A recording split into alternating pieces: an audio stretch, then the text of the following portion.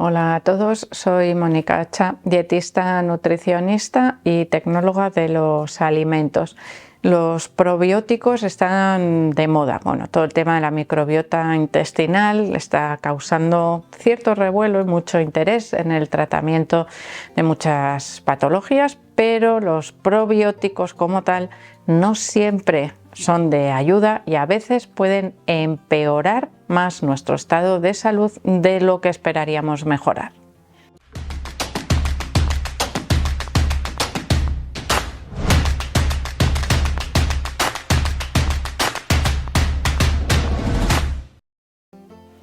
Cuando tenemos un problema digestivo, muchas veces estamos tentados de ir a la farmacia, comprar el primer probiótico que nos den y listo. Realmente los probióticos son microorganismos vivos, característica que cumplen los alimentos probióticos o que deberían cumplir legalmente, y es mantener esos microorganismos vivos. Me refiero, por ejemplo, al caso del yogur o del kéfir, que serían alimentos probióticos, pero en este caso estamos hablando de suplementos probióticos que tienen una concentración, es decir, una cantidad de microorganismos vivos muy superior y muchas veces de diferentes cepas, es decir, diferentes tipos de microorganismos combinados en un único probiótico. Es muy frecuente encontrarse con publicidad, por ejemplo, asociada a probióticos, probióticos de alta eficacia. ¿Por qué? Porque tienen 20 cepas distintas y si no es la que yo necesito, igual en realidad en lugar de que ese probiótico empuje a otro que está creciendo demasiado y no le deje ocupar su lugar, igual se suma y sigue causando problemas. Es decir, no siempre es la solución, o al menos no siempre deberíamos pensar en la solución de tomar un probiótico para mejorar nuestros problemas digestivos como primera opción. Para que un probiótico realmente haga un efecto beneficioso, primero tenemos que preparar el terreno para que haga su efecto, para que sea realmente eficaz.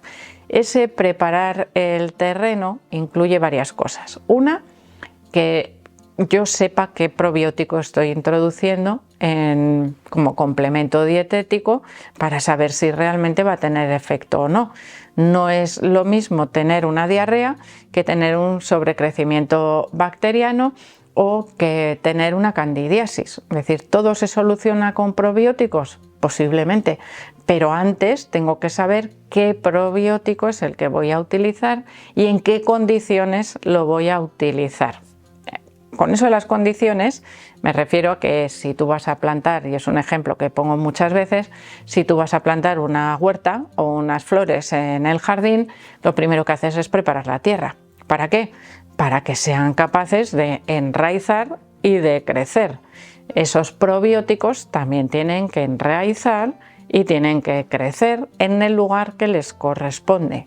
Si las condiciones no son adecuadas, es posible que estemos tirando el dinero o es posible que los hagamos crecer en un lugar donde no les corresponde. Y entonces los problemas, en lugar de solucionarse, se podrían estar agravando. Me refiero en este caso a que si yo, por ejemplo, tengo un sobrecrecimiento bacteriano, un SIBO, y tomo en primera instancia un probiótico sin haber hecho nada antes, es decir, como tengo un SIBO, yo me tomo el probiótico y esto me lo quita. Pues realmente estamos dándole a nuestro intestino delgado mucho más trabajo y la posibilidad de que en lugar de tener, imaginaros, un microorganismo, es decir, una familia de microorganismos creciendo, pues que tenga 2, 3 o hasta 20 que tiene o que podría llegar a tener ese probiótico, con lo cual no estamos mejorando ese crecimiento bacteriano, sino que lo estamos empeorando, haciendo que nuestro cuerpo tenga más cantidad de microorganismos capaces de crecer en el intestino delgado que lo que tenía anteriormente. Así que en este caso, evidentemente, en los casos de sobrecrecimiento bacteriano, los probióticos no deberían ser el tratamiento de primera elección, sino deberían ser, y aquí sí que ayudan, posteriores a la eliminación de prácticamente todos los síntomas que nos esté provocando el SIBO. ¿Por qué? Porque con un intestino delgado que funciona adecuadamente, con una buena nutrición, entonces sí podemos recuperar más rápidamente esa microbiota que se ha visto alterada por ese crecimiento bacteriano. Y claro, aquí ya llegamos a esa disbiosis, que puede ser también sin sobrecrecimiento bacteriano, simplemente una alteración que nos esté causando molestias digestivas, y no siempre digestivas, porque a veces una disbiosis, incluso si se encuentra en el intestino grueso, podría estar alterando la activación o la regulación del sistema inmunitario y estando causando problemas en otros lugares de nuestro cuerpo. ¿En esos casos tendría efecto un probiótico? Depende de la cepa, del problema que tengamos y de la elección que vayamos a hacer del momento en el cual tomamos ese probiótico. Pero ante una microbiota que podemos decir que se encuentra tocada, es decir, fuera de equilibrio, tomar un probiótico no suele ser lo más recomendable porque no sabemos qué efecto va a producir. Algo que debemos tener en cuenta, y estas cosas que os cuento ya sabéis que muchas veces vienen orientadas también por lo que hacen otros más rápido que nosotros, y en este caso me refiero a la industria que fabrica o que prepara esos probióticos.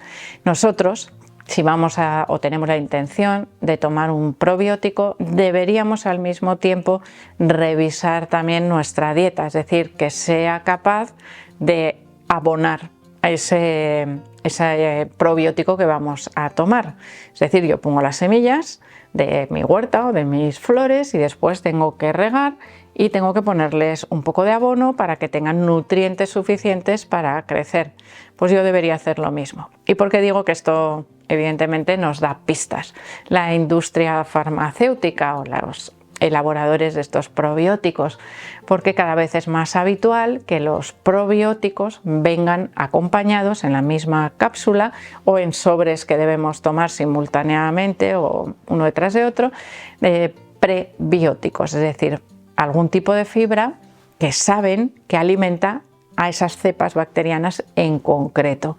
La inulina, por ejemplo, es muy frecuente en los suplementos probióticos para mejorar esa implantación, es el abono, como os digo. Pero imaginaros que tomamos ese probiótico, como en el caso del SIBO, o de un gran desequilibrio en la microbiota, y además le damos abono. Pues los problemas o las molestias que nos puede causar son aún más importantes, porque esos microorganismos, en el momento en el que encuentran condiciones adecuadas para crecer, tienen alimento también, y entonces van a generar gases que, si no hemos resuelto esa molestia que nosotros teníamos anteriormente, nos van a aumentar las molestias que vamos a tener en ese caso con la ingesta de ese probiótico, con lo cual es algo que nos va a resultar inútil. Bueno, yo diría que más que inútil, muchas veces nos va a resultar incluso perjudicial, pero esto evidentemente no quiere decir que nunca vayan a ser útiles los probióticos, pero sí quiere decir que aunque los probióticos sean de venta libre, los podemos comprar en cualquier sitio, no nos hace falta una receta, no quiere decir que siempre vayan a ser beneficiosos en cualquier caso para lo que nosotros tengamos. Es que hay multitud de microorganismos diferentes que pueden resultarnos beneficiosos o perjudiciales. Si esos microorganismos, imaginaros que también hay tipos de probióticos diferentes en función de cómo se utilicen o incluso de cómo se conserven. Y esto es importante recordarlo. A veces vamos a comprar probióticos y nos dicen en la farmacia: espera un momento que lo voy a buscar a la nevera. Ese probiótico tú también lo tienes que guardar en la nevera en tu casa. Quiere decir que tiene microorganismos vivos, activos, que según tú los tomes ya van a ejercer su función. En otros casos esos microorganismos están inactivos, es decir, como si estuviesen deshidratados, y necesitan esa activación a través del paso por el tracto digestivo. ¿De qué depende? De una buena acidez estomacal, de un buen sistema de movimiento también en nuestro intestino delgado, es decir, hay muchas condiciones que pueden cambiar la forma en la que nuestro cuerpo utiliza también esos probióticos. Cuando hablamos de probióticos naturales, evidentemente tenemos siempre presentes el yogur y el kéfir y algunos otros fermentados de los cuales también tendríamos que preocuparnos de introducir en esos momentos en nuestra dieta. Dentro de esos otros fermentados también es cierto que la industria alimentaria en estos casos no trabaja en nuestro favor y muchas veces pasteuriza esos alimentos fermentados como pueden ser el vinagre de manzana o el chucrut, las aceitunas, que podrían tener muchos beneficios para nuestra salud cuando se incluyen de manera regular en la dieta, sobre todo para el control y la prevención, no para el tratamiento, evidentemente, de un problema digestivo, un sobrecrecimiento bacteriano, pero sí en la prevención. Otro de los problemas asociados habitualmente al consumo de probióticos es de que empiezo a tomarlos, me sientan bien y los mantengo para siempre. Ese es un error. No deberíamos mantener el consumo de probióticos a largo plazo. ¿Por qué?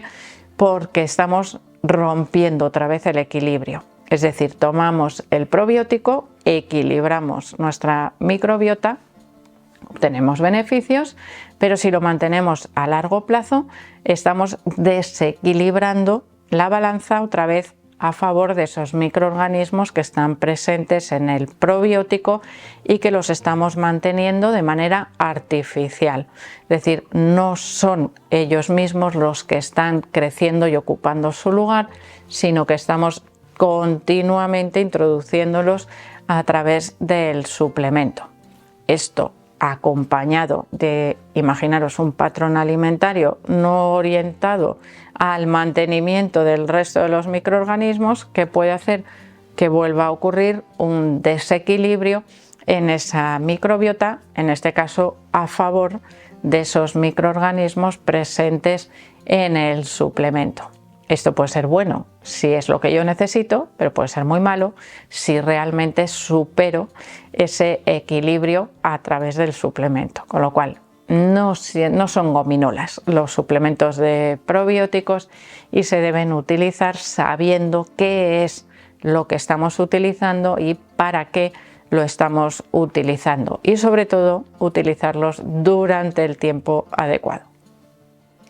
Por lo tanto, ya veis que tanto con los probióticos como con cualquier complemento nutricional o suplemento dietético es muy importante valorar realmente la necesidad, el momento en el que se consumen, la cantidad diaria recomendada, que en este caso suele venir recomendada muchas veces por el fabricante, ¿vale?, de los suplementos, y también tener en cuenta nuestras condiciones previas, es decir, si mi cuerpo va a responder bien o mal. En el caso del sobrecrecimiento bacteriano, de las disbiosis, va a responder mal a priori, pero a posteriori, es decir, cuando ya se hayan implementado algunos cambios, es posible que sean de utilidad. Es decir, todo depende del momento en el cual se utilicen y del tipo de microorganismo que contenga ese probiótico. Así que parece que es un poco más complicado de lo que aparentemente podemos ver simplemente viendo nuestras cajitas de probióticos. De hecho, y aquí es algo que se puede hacer fácilmente, veréis cómo en publicidad, en redes sociales o incluso en Google podéis hacer una búsqueda muy fácil y buscar microorganismos o probióticos para la salud vaginal, probióticos para la diarrea, probióticos para la salud digestiva, y veréis cómo son distintos. Cada uno de ellos no tiene el mismo tipo de microorganismos. Así que espero que os haya gustado el vídeo. Por supuesto que le deis al like. No dejéis de suscribiros al canal y espero seguir viéndoos a todos en los próximos vídeos.